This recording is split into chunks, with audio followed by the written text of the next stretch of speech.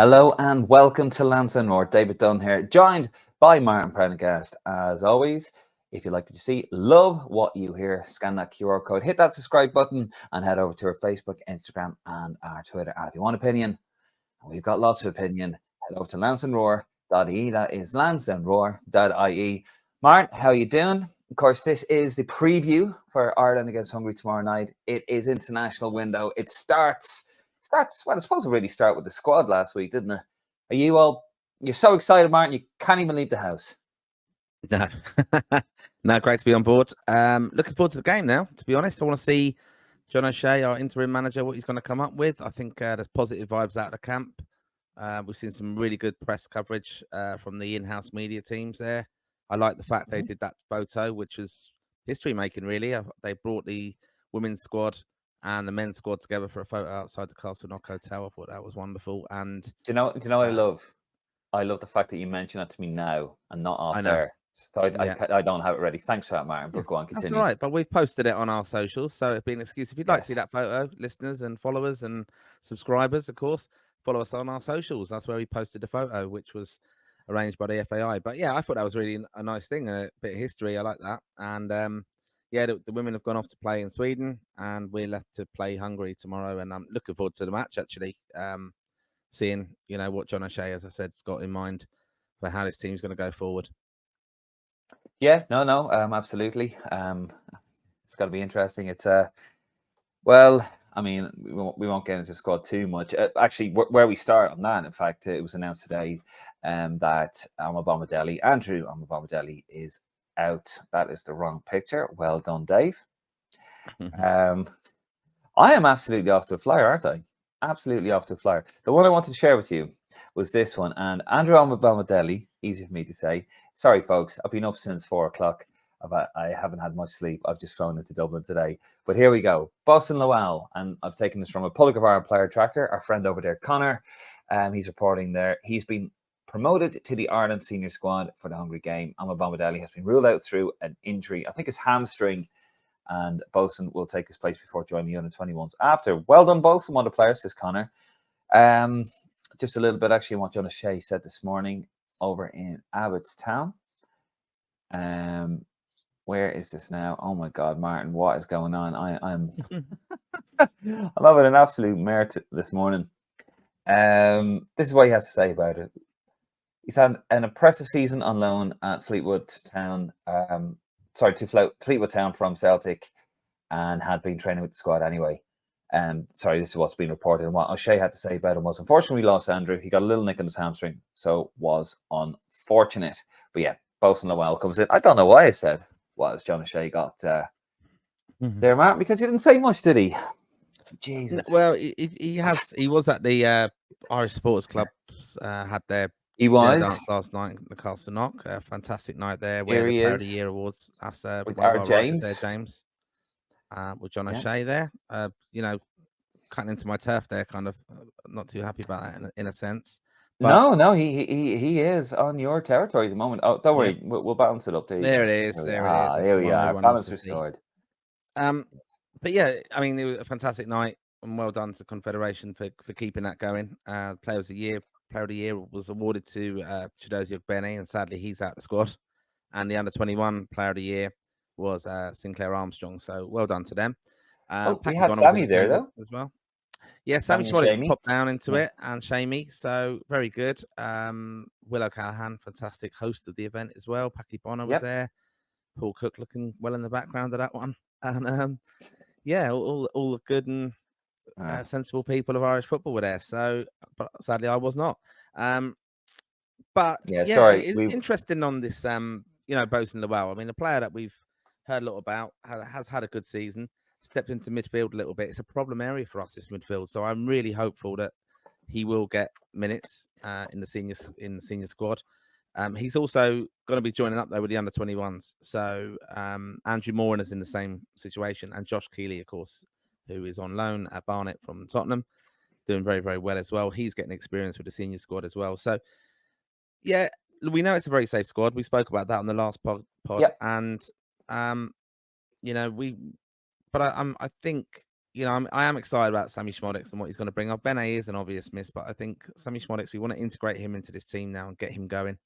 And I am excited, to be honest, about Bosun Lowell being in there because, as I said, it's a problem area for us at midfield. And I think I'd like to see him get some minutes and get some experience at that level. Tom Cannon as well. He was kind of not singled out. I don't mean it like that, but he was given an interview, wasn't he? Said he was always committed to Ireland.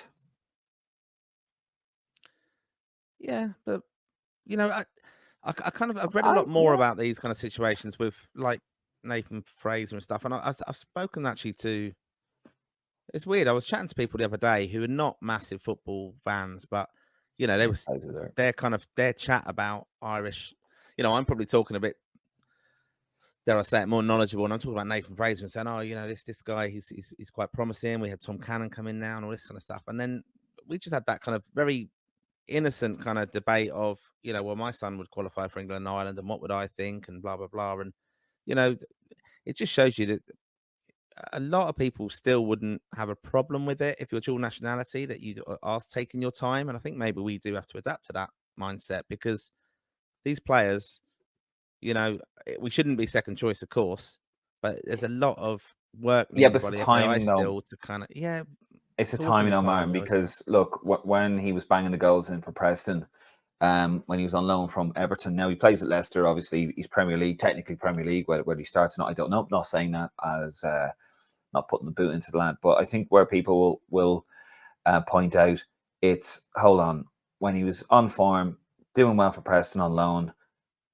England, got England's attention. Oh, hello, you're doing all right, and all of a sudden, then he's pulling out the under-21 squad after scoring in the previous game. And now people have seen that his career has kind of plateaued a little bit at Leicester. And where's he going to be next season? Will he be part of the Premier League squad? Will he go along to the Championship again? And all of a sudden, then it's like, well, I'm back here with Ireland. I've always been committed. Well, I think that's where people, though. I'm not saying that is the case, but I think that's what a lot of people are actually thinking at the moment in terms of Tom Cannon. And I understand it. I get the whole nationality thing. But I think it's one of those, you're damned if you do, you're damned if you don't. But after the whole Rice and Grealish debacle, I think people are always now, for a generation, that's always going to be in the back of their mind. And I think the same's happened here with Nathan Fraser. Although he only got 7 Premier League appearances last season, 6 as a sub, one start, and that's the second window he's missed as well. So it's not right, but it's just we have to get used to it, sadly, that we've got eligible players, and players are making their debuts and progressing in their career and being given chances at club level a lot later than under 21 now. That's just a fact of it. A lot of our young players are actually leaving where they, like, the guy went the other day to Hoffenheim. We spoke about him on the show. I can't remember his name at the top of my head now, but instead of going to England now where they can't because of like Brexit and things like that, they're going to Germany for their football development. And we've got to just deal with the fact that some of these lads are going to do a lot of stuff for their long. So yeah, Finn Sherlock. So that we've got to just think of some of these lads are making decisions for their long-term club career, and they're not rushing into international choices because yes, you can get experience at under 21 and under 19s, under 17s, and you'll hope that you're integrated into the squad and that you succeed and qualify for tournaments. But if you don't, and Ireland haven't ever qualified for under 21, of course, we just got to be very patient with them and allow them to have that experience, and then maybe experiment with other countries as well. Like have that experience there. That's just happened over the years. Callum Robinson came through that kind of school, didn't he? And I don't think we can't rule anyone out. We're not in a fortunate position to go, well, you chose England, you're hesitant. See you later.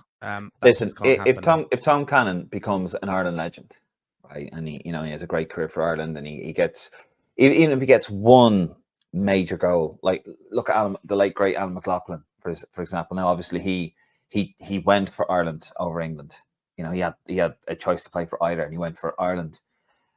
And that one goal that he scored, obviously against Northern Ireland, if you get something like that, all of this will be forgotten for Tom Cannon. If he has a very good career, people will forget about the fact that some people will never forget, but for most people, it'll sort of go to the back of their mind. So, well, okay, you made the right choice and you've done really well. So I'm not think saying that because this has happened, it's all over for him. Right? No, but I think with Tom Cannon, I think most Irish fans who don't follow it as much and in depth as we do won't even know that was an issue a few months ago that he turned down Ireland. They won't. Wow. And he'll go on and he'll play and everyone will go, oh, where did he come from? Oh, yeah, he was at.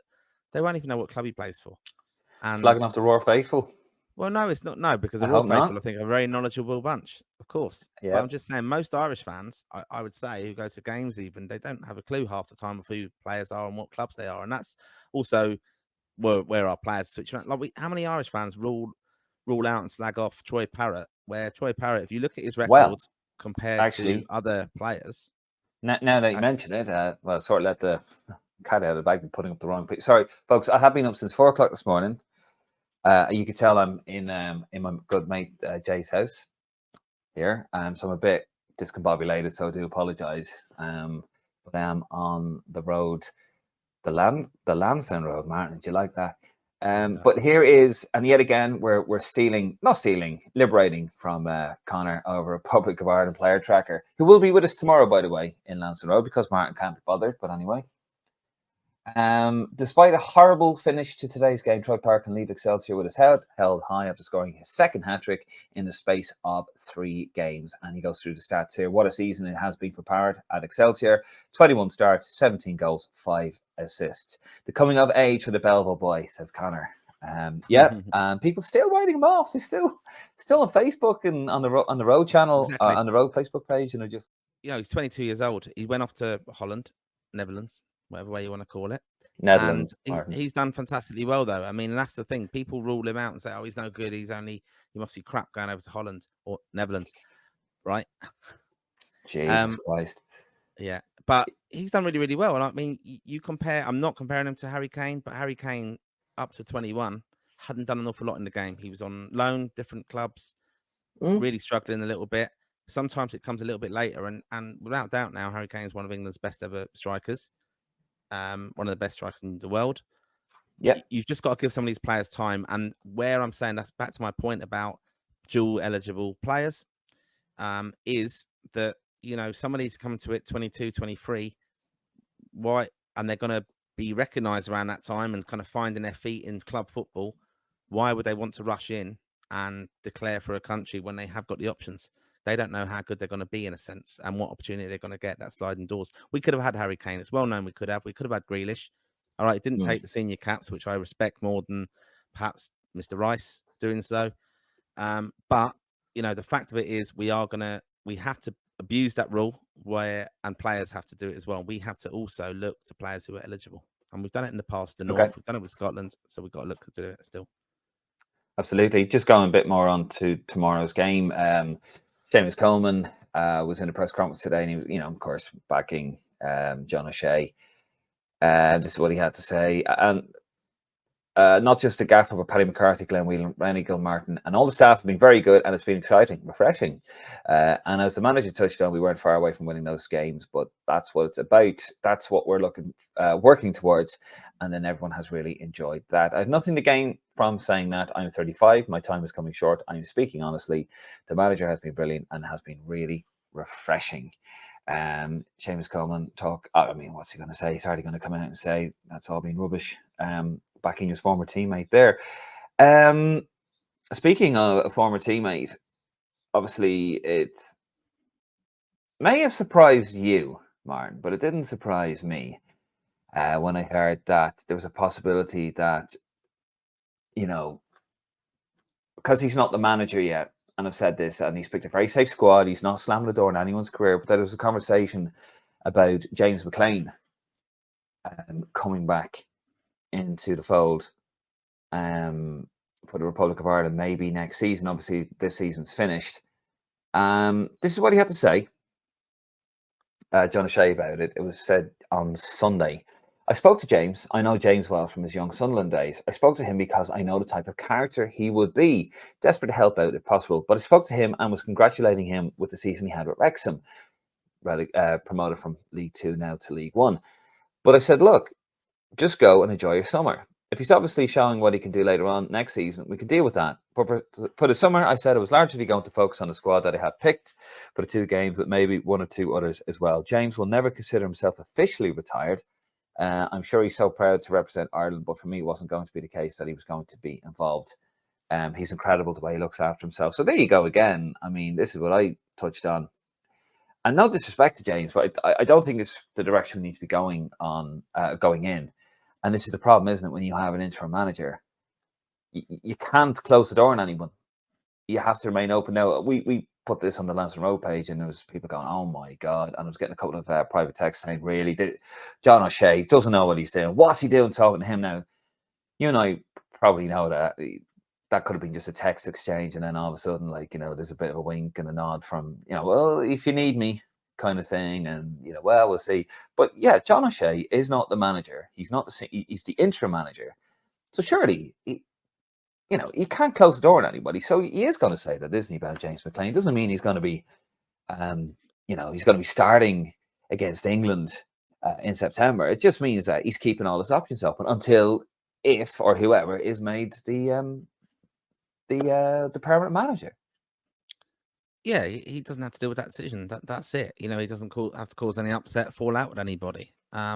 Which in the past we have been quick to do. Martin O'Neill retired Glenn Whelan, and then we ended up having him back in the squad. So it's a dangerous kind of thing to do, is close off someone's career, especially someone quite established and, dare I say, opinionated as James McClean. But I think it would have been that kind of context of, former teammate, congratulating him. It's a bit of a PR job from John O'Shea. Well, not necessarily a PR job, because it's been revealed that he sent that, but I'm sure John O'Shea sends messages to any Irish player, and that's what they all do. They all keep in contact with their kind of network, and well done, and they're all delighted for each other when they, at every level of football, you're happy for former teammates. It is a close-knit group.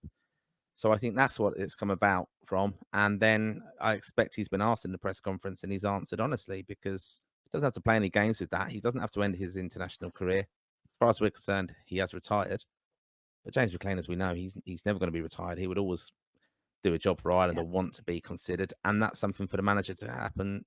It's actually an easy one for John O'Shea. If he gets a job full time, and James McClean has to really be in flying form for it then to become a problem.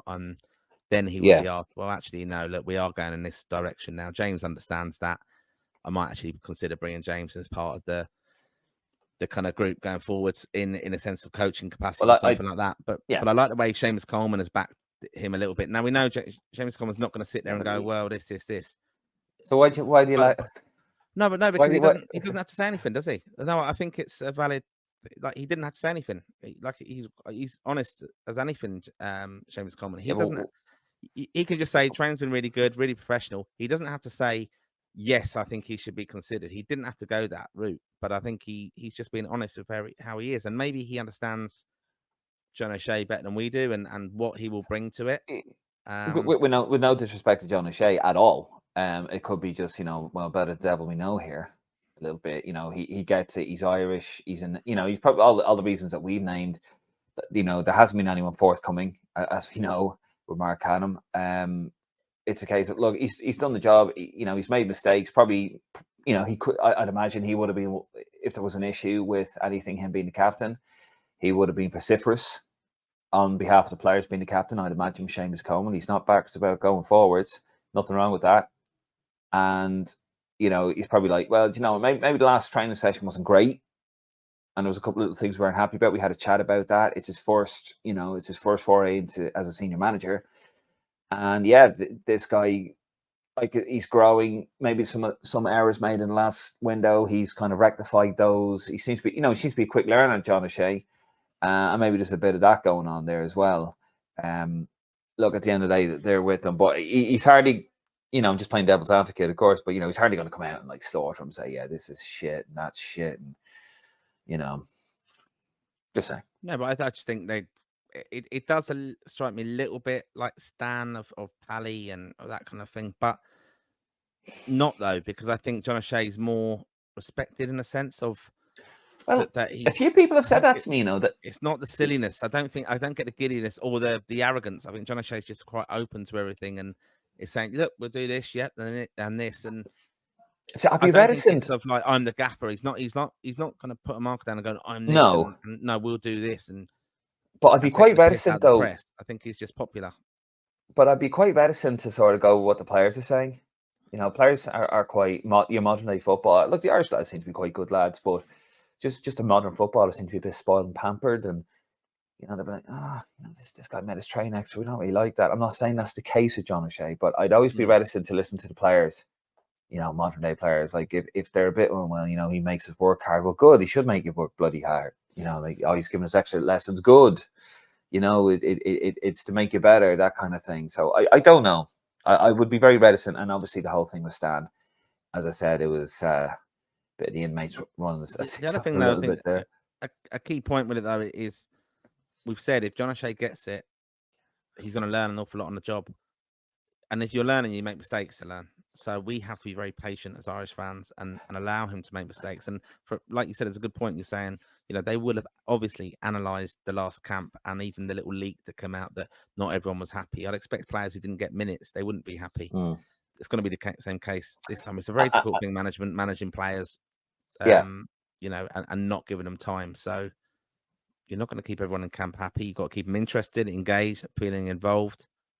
And I think it seems a happy camp at the moment. I mean, they're off to Portugal, and I'm sure this is a massive opportunity for John O'Shea to settle that squad into kind of a bit of a training camp, keep them busy, not a jolly up, because it could easily have been that. You know, it could have been an interim manager where everyone's being disciplined, goes out the window and goes, we don't care. It's the end of season. We're on the piss now for a few days. Oh, and then we're going to play Portugal. I don't think it will be that. But I think there'll be a bit of a bonding session, and you know the squad have to be galvanised by like Shane Duffy and Seamus Coleman and say, look, to develop us as a football nation. It's interesting listening to Jason Knight today saying, you know, are you going to watch the Euros? And he says, yeah, but like it's horrible watching them because we want to be there, but you have to watch and learn from the opposition. So, you know, you're hoping they will be engaged and they will bond and they work hard because they've got to use these next few days as a very important thing. Whoever the manager is, to get that team kind of together because England are coming up in September. Absolutely. We're going. You know what we're going to do, Martin? We're going to talk a little bit about the opposition. We're going to move it on. I've done my analysis. I've done my homework. I sent it to you before I got on the plane this morning. Were you impressed? I was impressed. Yeah, you were impressed, weren't you? Just a bit of fact knowledge there. First thing in the morning. Fact knowledge, not fat knowledge. First thing in the morning. Well, I'll tell you what. With Hungary, I mean, these guys are no slouches whatsoever. They're ranked 26th in the world compared to the Republic of Ireland's 60th. The manager is Marco Rossi, who actually became a Hungarian citizen in October last year. He has a bit of an affinity with the country, given his first job as manager was in Budapest. Their star player, actually, I've got a picture of him. Hold on, where is he? I have a picture of him there getting his little medal, getting his award. There you go, with the Hungarian president there. So he's a Hungarian president. They think quite highly of him. And you have Dominic Sabazai. He is the main man for Hungary. He is also their captain, valued at around 75 million quid, which is amazing. Terrific signing for Liverpool this season, or, well, the season just gone. And he is their main guy there. So they're quite handy. Their last fixture, they beat Kosovo 2-0. In fact, if you look through the last set of fixtures, Martin, they do. I mean, they're in the Euros. They qualified for. They're in the Nations League A. They're in League A. They're in League A, the Nations League with Germany, Holland, Bosnia. They kick off the Euro 2024 campaign against Switzerland on the 15th of June, and have Scotland and Germany in a group.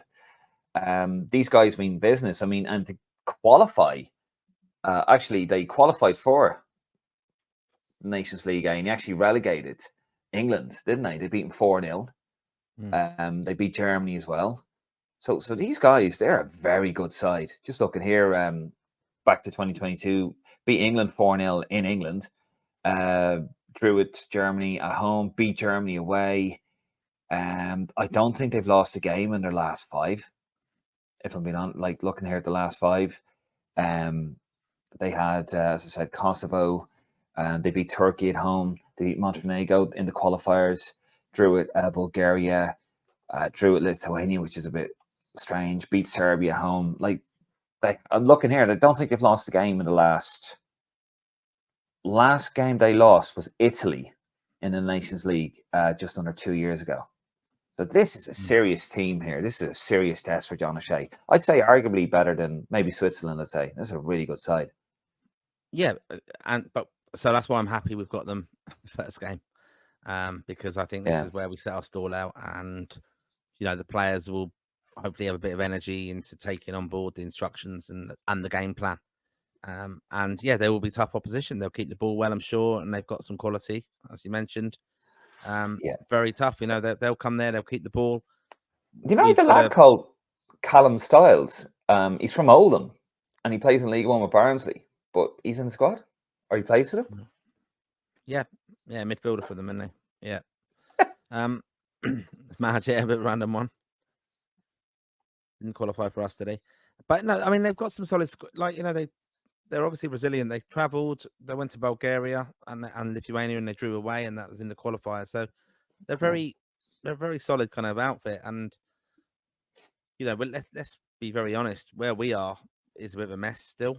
It's a bit better against Belgium. Switzerland then exploited us and played in fits and starts. So too did Belgium. And we've got to not make mistakes. And I think the whole foundation of our game plan will be built on our defence. That's why I think probably Shane Duffy is back in the fold for that kind of Yeah, reason. Because you know what you're going to get. You don't have to draw them. Of course, Collins is out as well. So, and now I'm a Bamadelli. So it's going to be a big test for them. I hope to see Jacob Bryan get time. But Bene is such an outlet in these kind of games when you're kind of counter-attacking and trying to get away. But he's going to be a miss. I'd like to see Obafemi get some time as well because he didn't in the last game. So, they will pose a threat. They'll keep the ball. They'll try and frustrate our crowd because I'll be honest again, and I know it sounds very scathing of the Irish Republic of Ireland fan base, but, we'll be thinking Hungary, they must be shite. They're not shite. They're at the Euros, and they'll be a very, very really tough good team. opposition for us to play. And, Very good team. we don't, we should have scored in obviously the game Evan Ferguson missed. But we do need to, I'm hoping Schmodic, ironically, who does qualify for Hungary, but we've got him now. I'm hoping that he will show us more of what he brought to the party last time. And I think he's a big influential player in this team for us now. Yeah, he was superb. No, Hungary are absolutely no slouches. Just a little bit of head-to-head between the Republic of Ireland and Hungary. Tomorrow, or tonight, if you're watching the day of the game, which we hope you are, it will be the 13th time Ireland and Hungary played each other. Ireland have won 2, drawn 6, lost 4. The first game between the two was actually a 4-2 loss at home for Ireland. That was in 1934. Our first win over Hungary was a 2-0 victory in Lansdowne Road. That was a World Cup qualifier in 1989. Of course, we drew the game before that 0-0 in Budapest. Our last victory came 2 years later in 1991. It was a 2-1 win over in Hungary. And the last game we had was a 0-0 draw in 2021. I think we're still in COVID and all those restrictions, I remember, during that time. So there you go, Martin. Well, I think that's all we've got to say on this. Looking forward to the game tomorrow, Martin. Of course, what are you going to predict, Dave? How are we going to get on? Oh, of course. 2-0 Hungary. Jesus Christ. Sorry. Looking I there think... and having done my research, they're a proper outfit. They are a serious team. And they are everything we're not at the moment. And that's no disrespect to the players. That's no disrespect to the manager. But this is a guy who's made them a serious team. They went to England, battered them 4-0, went to Germany, beat them 1-0. They're playing at the top table and are there on merit and are staying there on merit. So, they've retained their place in Nations League A. They have a manager who plays a very, very, they play his style. They have his identity. And I mean, they just made him a citizen of Hungary. So everything's going really well for them. And we don't even have a full-time manager yet. And we're all over the place. That's why I reckon a 2-0 win for Hungary. I'll be a bit more optimistic. I think it'll be 1-1 draw. I think we will score. I hope we score. I hope we good fans something to cheer. I hope. I think that they will, they'll come at it with the mindset of giving game time to their players. There'll be lots of changes from them because it is a Euros warm-up for them. And they've got some tough games, haven't they, in their group coming up. So, well, as you'd expect at the Euros. It'll just be a little bit sad that we're there, we're watching them warm up for the Euros and we're not there. And I hope it will be, fans, I mean, ticket sales but are okay. They're a merit. The game. If you look through the squad, like they've only got one real star player, like one real star player. They've got quality and they're playing, decent leagues. Like all all around Europe. We've got players playing in the Premier League. We've got quality players as well. And probably our main guy, Evan Ferguson, I think his valuation at one stage was 80 million. Now that's according to Transfer Market. There's obviously been no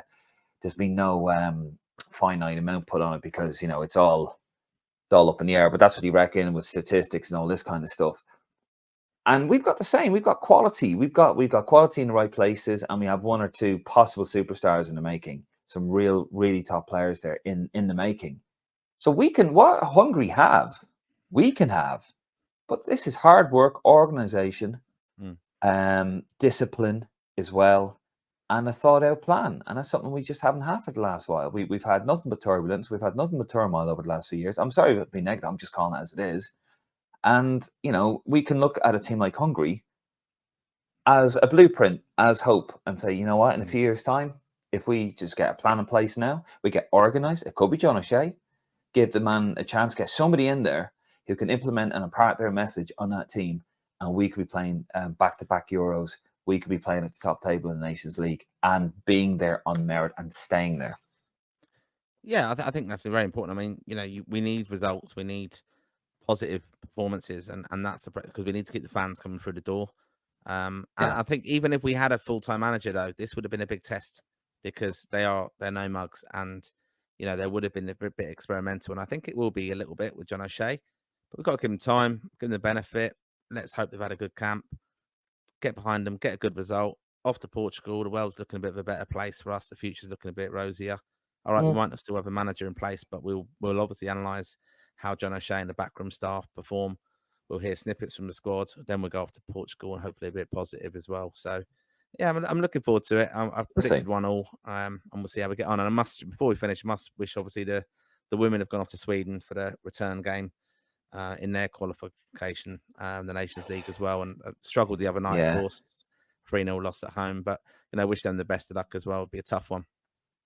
Yeah, it's a bit in tatters at the moment. Lost 3-0 and rock bottom of their Europe qualified group, which is also the Nations League as well. They're both intertwined, but best luck to them. But anyway, we're going to leave it there. Martin, thank you very much. Of course, do join us match day, whatever day you're watching, match day.